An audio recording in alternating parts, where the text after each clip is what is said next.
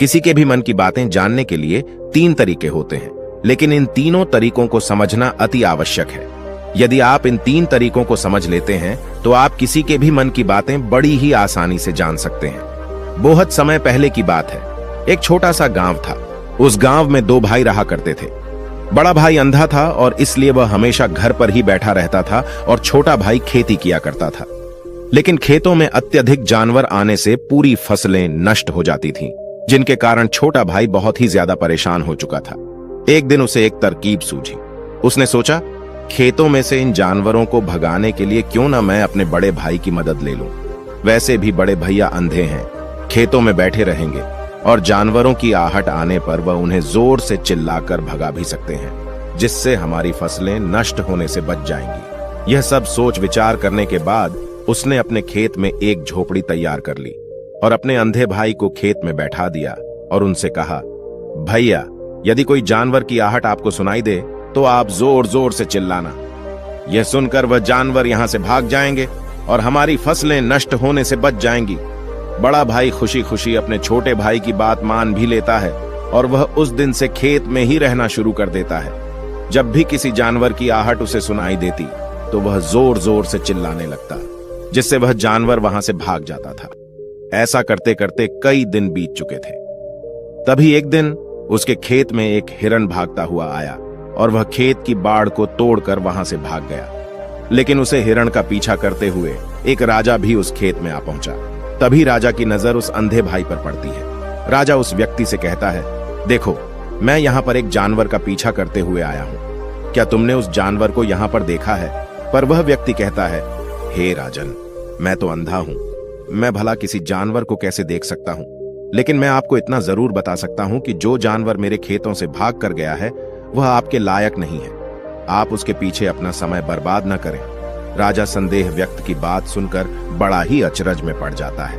वह सोचने लग जाता है कि यह तो अंधा है, फिर इसे कैसे पता चल गया कि जिस हिरण की तलाश कर रहा हूं वह मेरे लायक नहीं है। तभी राजा उस अंधे व्यक्ति से कहता है, कहीं तुम मुझसे झूठ तो नहीं बोल रहे हो कि तुम अंधे हो और तुम्हें कैसे पता कि जो जानवर यहां से भागा है वह मेरे लायक ही नहीं है?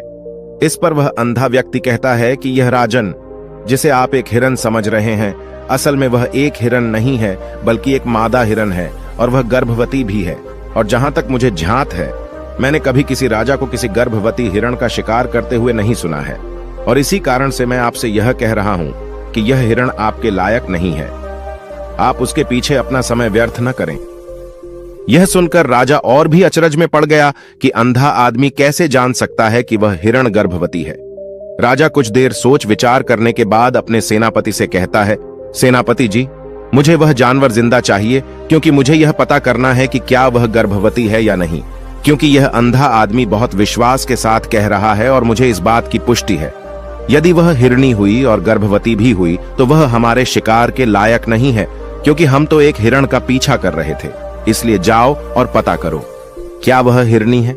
सेनापति राजा से आज्ञा लेकर आगे की ओर चला गया और कुछ देर बाद जब वह वापस लौटा तो वह राजा से कहता है, हे राजन, इस अंधे आदमी ने आपसे जो भी बातें कही थी वह बिल्कुल सही थी। वह एक हिरणी ही है और वह गर्भवती भी है। यह सुनकर राजा आश्चर्यचकित हो गया। वह सोचने लगा कि एक अंधा आदमी जो कभी देख नहीं सकता, वह यह कैसे जान सकता है? आखिर इसे कैसे पता चल गया? ऐसे कई सारे प्रश्न राजा के मन में उमड़ने लगे। अब राजा ने ठान लिया था कि मुझे इस बात की तह तक पहुंचना है कि आखिर यह अंदाज में कैसे जानता है कि वह जानवर गर्भवती है। यह सोचकर राजा उस अंधे आदमी के पास जाता है और उस अंधे आदमी से कहता है, देखो, मैं यह तो नहीं जानता कि तुम सचमुच में अंधे हो या नहीं, लेकिन मैं तुमसे एक बात जानने आया हूं। क्या तुम मेरे प्रश्न का सही सही जवाब दोगे? इस पर वह अंधा व्यक्ति कहता है, हे राजन, आप जो कुछ भी पूछना चाहते हैं आप पूछ सकते हैं। मैं आपको बिल्कुल सच सच जवाब दूंगा। इस पर राजा कहता है, देखो, एक तो तुम कहते हो कि तुम अंधे हो और दूसरी तरफ तुमने यह बता दिया कि जिस जानवर का पीछा कर रहा हूं वह एक हिरणी है और वह गर्भवती भी है। तुम्हें कैसे पता चल गया? तुम्हारे खेत में तो और भी जानवर आते होंगे, और भी तो जानवर यहां से गुजरते होंगे, फिर तुमने यह कैसे अंदाजा लगाया? तभी वह अंधा व्यक्ति राजा से कहता है, हे राजन, आप जिसका पीछा कर रहे थे वह जब मेरे खेत में आई तो उसकी रफ्तार और उसके भागने की आहट से मुझे यह एहसास हो चुका था कि वह एक हिरणी है और मेरे खेत की जो बाड़ है, जो जानवरों को रोकने के लिए खेत के चारों तरफ बनी है, वह बहुत छोटी है। उसकी ऊंचाई ज्यादा नहीं है, लेकिन वह जानवर इस बात को तोड़कर भागे, और यदि वह इस बात को छलांग लगाकर पार करने का प्रयास करती तो इससे उसके बच्चे को खतरा हो जाता। और इसी बात से मैंने यह पता लगा लिया कि वह गर्भवती है। इस पर राजा के मन में एक और प्रश्न उठा। राजा ने कहा कि तुम्हें कैसे पता चल गया कि वह एक हिरणी ही है, और भी 2 जानवर यहां से आते जाते होंगे। इस पर वह अंधा व्यक्ति कहता है, राजन, मैं पूरा दिन सुबह शाम यहीं पर बैठा रहता हूं और मेरे सुनने की शक्ति बहुत तेज है। मैं भांप सकता हूं कि कौन सा जानवर मेरे खेत में आया है, और उसी के आधार पर मैं जोर जोर से चिल्लाता हूं ताकि वह मेरे खेत से भाग जाए और मेरे खेत की फसलें नष्ट होने से बच जाएं। राजा उस अंधे आदमी का यह जवाब सुनकर पूरी तरह से संतुष्ट हो चुका था। वह मन ही मन सोच रहा था कि आदमी भले ही अंधा है, लेकिन यह तो बड़ा ज्ञानी मालूम पड़ता है। इस आदमी से कुछ न कुछ तो काम निकलवाना ही चाहिए। यह विचार लिए राजा वहां से वापस अपने महल की ओर लौट जाता है। कुछ दिनों के बाद राजा अपने सेनापति को आदेश देता है कि जाओ और उस अंधे व्यक्ति को महल लेकर आओ। सेनापति अपने राजा की आज्ञा का पालन करता है। वह तुरंत ही उस अंधे आदमी के पास पहुंचता है और उस अंधे आदमी को राजमहल चलने के लिए कहता है। अंधा व्यक्ति बड़ा ही चालाक था। वह समझ चुका था कि राजा जरूर मुझे कुछ न कुछ काम सौंपने वाले हैं और वह काम मुझे मुसीबत में डाल सकता है, लेकिन फिर भी वह सेनापति की बात मान ली और सेनापति के साथ राजमहल पहुंच गया। राजमहल पहुंचते ही राजा उस अंधे व्यक्ति से कहता है, आप तो बड़े ज्ञानी हैं, आपको किसी भी बात का पता बड़ी आसानी से चल जाता है। आज मैंने आपको यहां इसलिए बुलाया है क्योंकि मैं आपसे यह जानना चाहता हूं कि मेरी पत्नी पतिव्रता है या नहीं। इस पर वह अंधा व्यक्ति कहता है, हे राजन, यह कैसा प्रश्न हुआ। इस पर राजा कहता है, मैंने बिल्कुल उचित प्रश्न किया है, मुझे इस प्रश्न का उत्तर दीजिए। इस पर वह अंधा व्यक्ति कहता है, हे राजन, ये सारी बातें जाने दीजिए। आपकी शादी को इतने साल बीत चुके हैं और अब आप यह बात क्यों जानना चाहते हैं? आपके मन में ऐसे प्रश्न क्यों उठ रहे हैं? इस पर राजा जिद करते हुए कहता है, आपको मुझे इस प्रश्न का उत्तर जरूर देना होगा। यदि आप मुझे इस प्रश्न का उत्तर नहीं देंगे तो मैं आपको मृत्यु दंड दे दूंगा। राजा के मुंह से यह बात सुनकर वह अंधा व्यक्ति कहता है राजन, यदि आप इस प्रश्न का उत्तर जानना चाहते हैं तो इसके लिए आपको मेरा एक काम करना होगा। राजा कहता है, बोलो मुझे क्या काम करना होगा? इस पर वह कहता है, इसके लिए आपको अपनी पत्नी को मेरे साथ कमरे में अकेले छोड़ना होगा। उस अंधे व्यक्ति की यह बात सुनकर राजा पहले तो क्रोधित हो जाता है, लेकिन फिर कुछ सोच विचार करने के बाद वह उस अंधे व्यक्ति की बात मान लेता है और अपने सेनापति को आदेश देता है, सेनापति जी, इस व्यक्ति को और मेरी पत्नी को एक कमरे में कुछ देर के लिए अकेला छोड़ दें। सेनापति बिल्कुल वैसा ही करता है। अब राजा की पत्नी और वह आदमी एक कमरे में बंद हो चुके थे। तभी आदमी राजा की पत्नी से कहता है, रानी, मैं आपको छूना चाहता हूं। इस बात पर रानी अत्यधिक क्रोधित हो जाती है और उस अंधे व्यक्ति को पकड़ पकड़कर पीटने लगती है, कभी हाथों से तो कभी लातों से तो कभी पटक पटक कर। इस तरह उसने अंधे आदमी की बहुत पिटाई की। उसके बाद किसी तरह से वह अंधा आदमी अपनी जान बचाकर वहां से भाग निकलता है और राजा के पास पहुंचता है और राजा से कहता है, हे राजन, आपकी पत्नी पतिव्रता नहीं है। यह बात सुनकर राजा अत्यधिक क्रोधित हो उठता है और राजा अपनी तलवार म्यान से निकालकर सीधा अपनी पत्नी की ओर जाता है। क्रोधित होकर वह अपनी रानी से कहता है, रानी जी, आज मैं जो भी सवाल आपसे करने वाला हूं उसका मुझे सच सच जवाब दीजिएगा, और यदि आपने एक शब्द भी छोटा कहा तो मैं आपका सर अभी आपके धड़ से अलग कर दूंगा। आगे राजा कहता है, मुझे बताइए, आप पतिव्रता हैं या नहीं?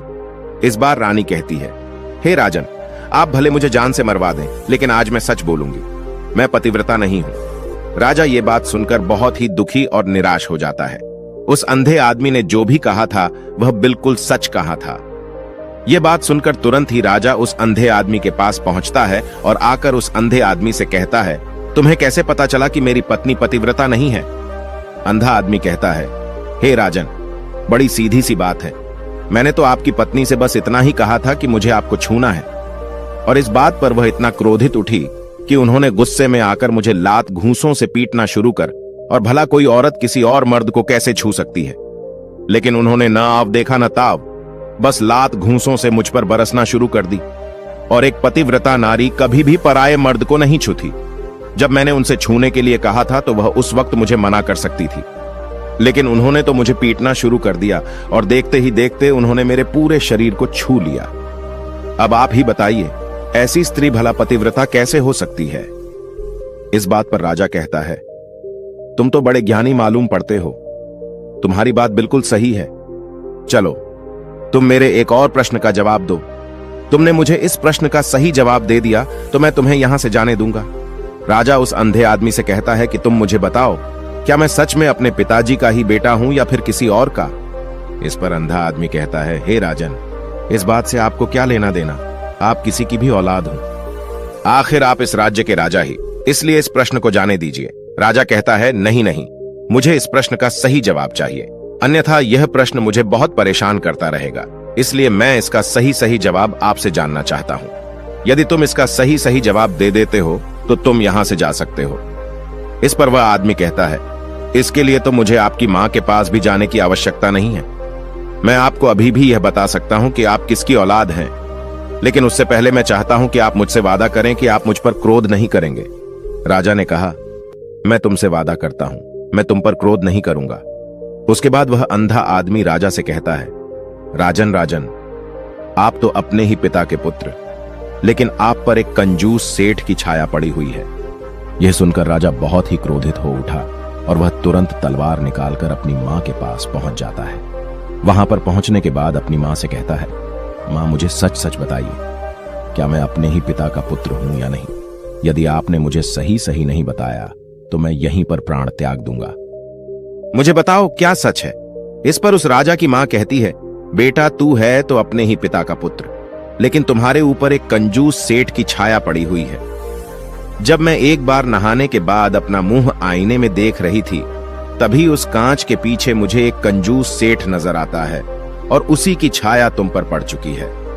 यह सुनते ही राजा और भी ज्यादा अचरज में पड़ जाता है और वह तुरंत दौड़ा दौड़ा वापस उस अंधे आदमी के पास पहुंचता है और उस अंधे आदमी से कहता है, तुम्हें कैसे पता चला कि मुझ पर एक कंजूस सेठ की छाया पड़ी हुई है? इस पर अंधा आदमी कहता है, राजन, आपने मुझसे कई सारे सवाल पूछे जिनका जवाब भी मैंने आपको सही से दिया।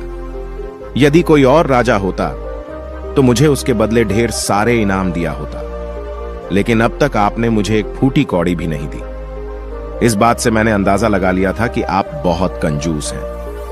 यह बात सुनकर राजा जोर जोर से हंसने लगा और कहता है कि आप जो भी मांगे तो मैं आपको अवश्य दूंगा, लेकिन मुझे यह बात बताओ कि तुम्हें कैसे पता चल जाता है कि कौन सी बात सही है और कौन सी बात गलत? तुम किसी की बात का इतना सटीक और सही जवाब कैसे दे पाते हो?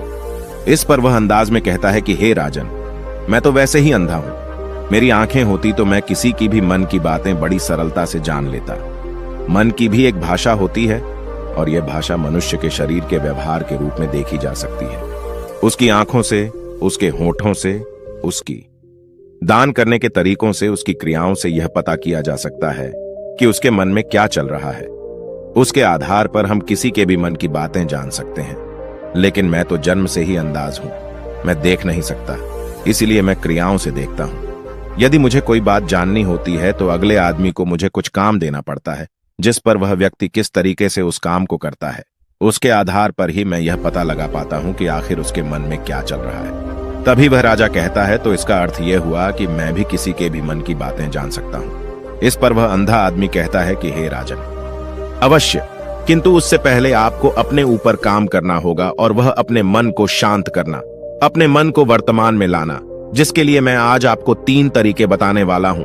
और ये तीनों ही तरीके बड़े ही आसान हैं और सरल हैं, किंतु हे राजन, उससे पहले आपको एक काम करना होगा, अपने मन को एकाग्र करना होगा।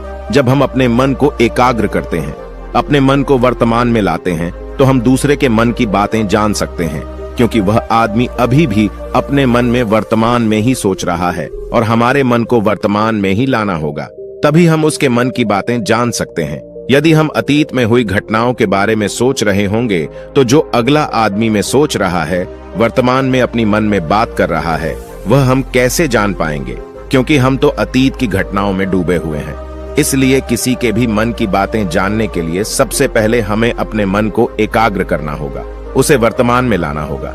फिर वह अंधा व्यक्ति राजा से कहता है, हे राजन, जो 3 तरीके मैं आपको बताने वाला हूं, इन 3 तरीकों से आप बड़ी आसानी से किसी के भी मन की बातें जान सकते हैं। यह राजा जो सबसे पहला तरीका है वह आंखों पर ध्यान देना। किसी व्यक्ति से बात करते हुए उसकी आंखों में देखना, उसकी आंखों पर ध्यान देना ज्यादा जरूरी है, क्योंकि आंखें बोलती नहीं और बहुत कुछ कह जाती हैं। यदि हम किसी व्यक्ति की आंखों को, इशारों को समझना सीख जाएं, तो हम यह जान पाएंगे कि व्यक्ति के दिमाग में क्या चल रहा है, वह क्या सोच रहा है और अभी वह क्या करने वाला है। मेरे पास आंखें नहीं हैं, लेकिन मैंने अपने गुरु से यह विद्या सीखी है, क्योंकि बहुत साल पहले मेरे पास आंखें थीं और मैं उस वक्त लोगों के मन की बातें केवल आंखों में ही देखकर जान लेता था।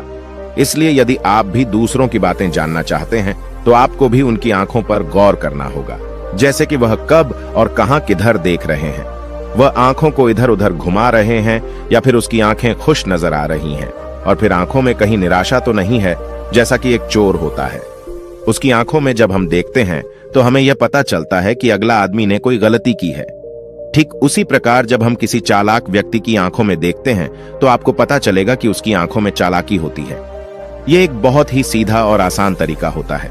यदि आपको यह पता लगाना है कि सामने वाला व्यक्ति आपसे झूठ कह रहा है या फिर सच कह रहा है, तो आपको उसकी आंखों में ध्यान देना अति आवश्यक होता है। यदि आपसे बात करते वह व्यक्ति अपनी आंखें इधर उधर घुमा रहा है या ऊपर नीचे, इधर उधर दाएं बाएं रहा है, तो इसका अर्थ यह हुआ कि वह इस बात से निकलने का कोई रास्ता ढूंढ रहा है, वह कोई झूठ बना रहा है। यदि सामने वाला व्यक्ति आपसे झूठ कहने का प्रयास कर रहा है तो वह आपसे नजर नहीं मिला पाएगा। ठीक उसी प्रकार दूसरे तरीके में हम चेहरे को पढ़ना सीखते हैं, क्योंकि चेहरे के हाव भाव होते हैं जिससे हम मन की बातें बड़ी आसानी से समझ सकते हैं, और इन्हें भी समझना बहुत जरूरी है। कभी कभी कोई व्यक्ति अपने चेहरे से, अपने हाव भाव से बहुत कुछ अलग अलग व्यवहार करता है। यदि आप किसी व्यक्ति के चेहरे में गौर करेंगे तो आप आसानी से समझ पाएंगे कि व्यक्ति निराश है या बहुत उदास है, या फिर वह बहुत खुश है, या फिर उसे कोई बड़ा दुख है तो अपने अंदर क्या महसूस कर रहा है। ये सारी बातें हम उसके चेहरे के हाव भाव से पता कर सकती हैं। फिर चाहे इंसान जुबान से कुछ बोले या फिर न बोले, लेकिन आप उसके चेहरे से सब कुछ पता कर सकते हैं। आगे अंधा व्यक्ति राजा से तीसरा तरीका बताते हुए कहता है कि हाथों के शरीर का व्यवहार, मन की बात समझने के लिए हमें हाथ के इशारे और शरीर के व्यवहार को समझना बहुत ही आवश्यक है। कोई व्यक्ति जब भी बात करता है, जो आपने देखा होगा कि वो अपने हाथों को हिलाता है, अपने हाथों से इशारा करता रहता है।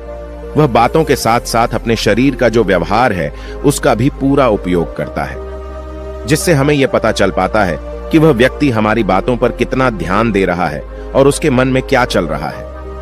शरीर के व्यवहार को देखने के लिए उसके हाथ हिलाने के चेहरे पर बार बार हाथ लगाने और हाथों को एक दूसरे पर मसलना, ऐसी बहुत सी क्रियाएं करता है। उस पर हमें ध्यान देना अति आवश्यक है। मन की बात को समझने के लिए हमें शरीर के विज्ञान को भी समझना पड़ता है। यदि हम इन 3 तरीकों को अच्छी तरह से समझ लेते हैं तो हम बहुत जल्दी किसी भी व्यक्ति के मन की बातें बड़ी सरलता और सहजता से जान सकते हैं।